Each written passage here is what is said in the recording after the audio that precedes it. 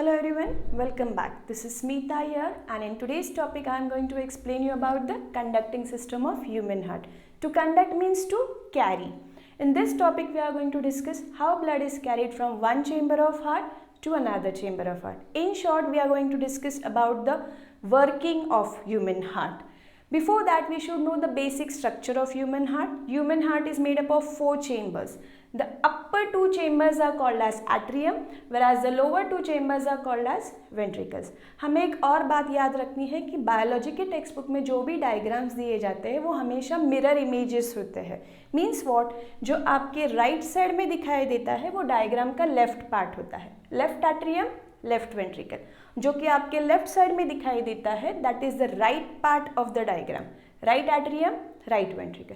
हमें ऐसे ही मिरर इमेजेस बनाने हैं बोर्ड एग्जाम के डायग्राम्स में. Second thing, this question is always asked as a 3 mark question in section C. Section C में पूछे जाने वाले 3 मार्क के क्वेश्चन के लिए ये डायग्राम हमें करना ज़रूरी है. उसके साथ एक्सप्लेनेशन लिखना होता है. So this is the structure of human heart. You have to remember the upper 2 chambers, left atrium, right atrium, lower 2 chambers, left ventricle, right ventricle. Now we know that human heart is made up of cardiac muscles. Body का कोई भी muscle हो उसके हमेशा 2 activities होते हैं, contraction, relaxation. To contract means what? To reduce in size. To relax means what? To expand in size. Means for example, अगर किसी बलून में हम लोग एयर ब्लो करते हैं, जब भी उसके अंदर एयर जाने के बाद जब भी वो एक्सपांड होता है that is called age relaxation. जब भी उसमें से एयर बाहर निकल आता है, जब भी वो श्रिंक होता है, रिड्यूस होता है साइज में, it is called as contraction. Body के मसल्स भी यही 2 एक्टिविटीज़ अंडरगो करते हैं, कॉन्ट्रैक्शन, रिलैक्सेशन, जिसकी वजह से मूवमेंट्स होते हैं. नाउ स्केलेटल मसल्स और स्मूथ मसल्स, ये जो मसल्स कॉन्ट्रैक्शन और रिलैक्सेशन करते हैं इसके लिए उन्हें डिपेंड करना होता है नर्वस सिस्टम पे. Means they depend on the nervous system. जब भी स्टिमुलस मिलेगा तभी ही वो कॉन्ट्रैक्ट और रिलैक्स होते हैं. Such kind of muscles which depend on the nervous system to start their activity, such muscles are known as neurogenic muscles.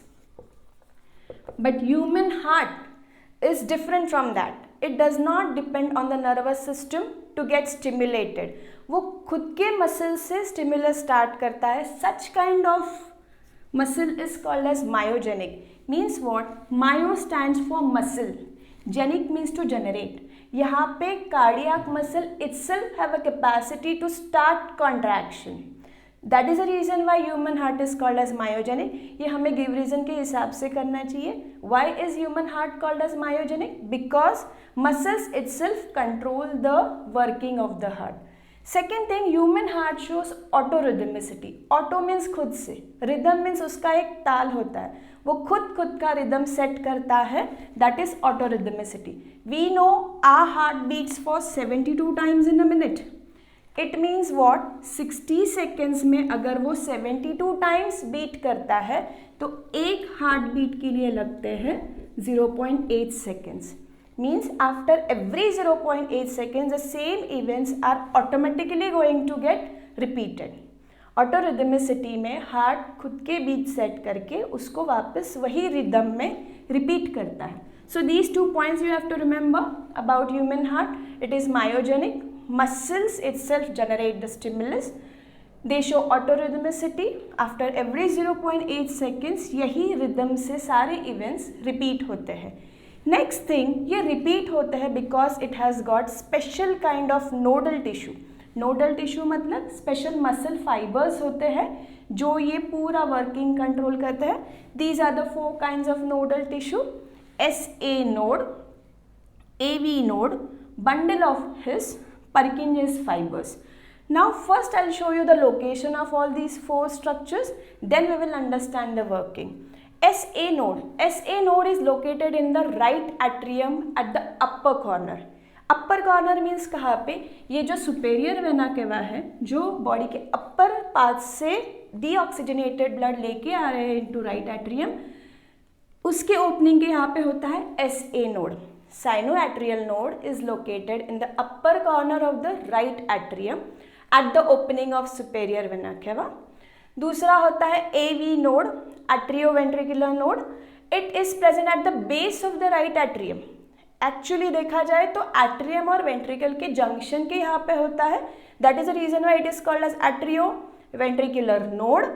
So this is present at the base of the right atrium. Third portion is the bundle of His. This was discovered by a German cardiologist Wilhelm His. उन्हीं के नाम से जाना जाता है. That is the reason why this should be capital.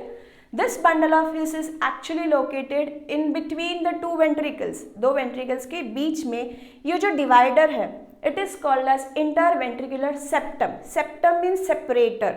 ये दो ventricles को separate कर रहा है. Interventricular means in between two ventricles. जैसे कि हम लोग कहते हैं इंटर कॉलेज कॉम्पिटिशन, दो कॉलेज के बीच में का competition is inter college competition. Inter school competition in between two school. Interventricular septum means a septum present between two ventricles is called as interventricular septum.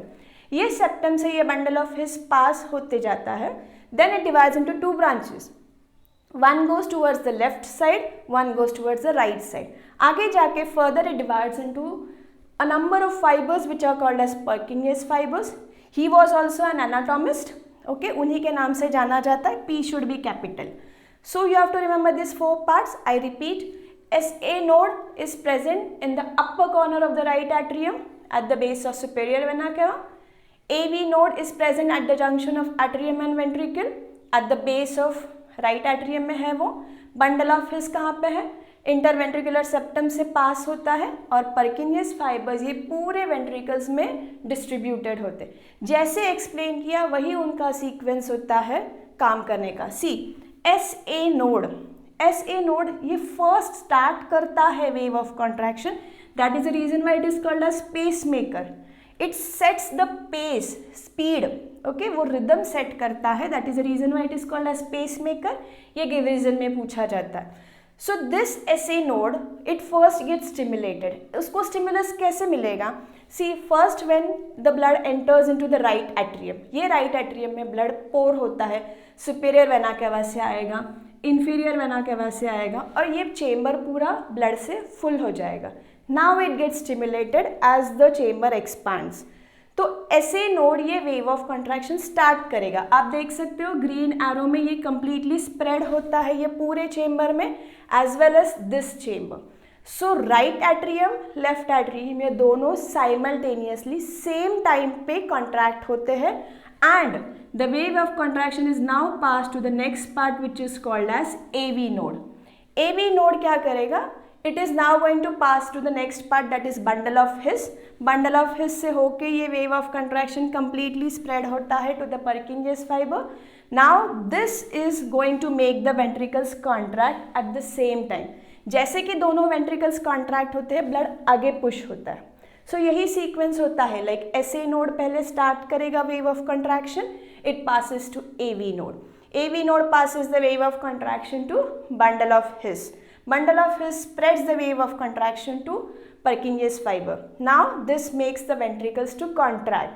So इसी तरह से ये जो wave of contraction है वो एक नोड से दूसरे नोडल टिश्यू में पास होता है and this is the way how वो contract होके blood आगे pump करता है. This is the way how your heart pumps blood to all the other parts of your body. This is how actually your heart works. So आपको ये चार nodal tissue याद रखने हैं. SA node passes to AV node. AV node then sets the pace, the speed, the rhythm. So it is called as a pace setter. ये भी आपको MCQs के लिए याद रखना है. AV node to bundle of His and bundle of His to Purkinje's fibers. तो इसी तरह से wave of contraction एक एक पार्ट को लेके पास होके the contraction is undergone and the blood is pumped to the next part of the body. This is called as the conducting system of human heart. And I hope the concept is clear with you all. If you have any queries, you can put it in the comment box. Thank you.